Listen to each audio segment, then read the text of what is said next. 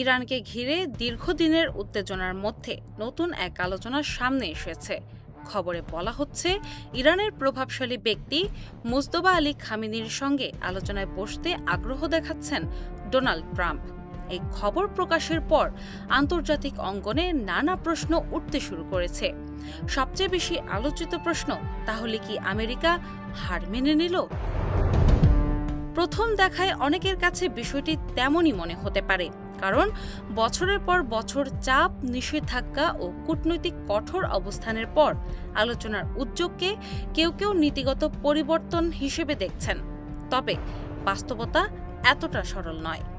আন্তর্জাতিক সম্পর্কের ক্ষেত্রে আলোচনায় বসা সবসময় দুর্বলতার পরিচয় নয়। অনেক সময় সংঘাত এড়িয়ে নিজেদের স্বার্থ রক্ষার জন্য সংলাপের পথ বেছে নেওয়া হয়। আমেরিকা বরাবরই প্রয়োজন অনুযায়ী কৌশল পরিবর্তন করেছে। যেখানে চাপ কার্যকর হয়নি, সেখানে আলোচনার দরজা খোলা হয়েছে। ইতিহাসে এমন উদাহরণ একাধিকবার দেখা গেছে।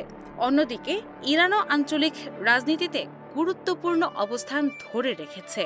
মধ্যপ্রাচ্যের নিরাপত্তা, জ্বালানি বাজার এবং ভূ রাজনৈতিক ভারসাম্যে দেশটির প্রভাব অস্বীকার করার সুযোগ নেই। এই কারণে দুই পক্ষের মধ্যে যোগাযোগের সম্ভাবনা শুধু দ্বিপক্ষীয় সম্পর্কের বিষয় নয়, বরং বৃহত্তর আঞ্চলিক স্থিতিশীলতার সঙ্গেও জড়িত। বিশ্লেষকদের একাংশ মনে করেন, আলোচনার টেবিলে বসার আগ্রহ আসলে বাস্তবতার স্বীকৃতি।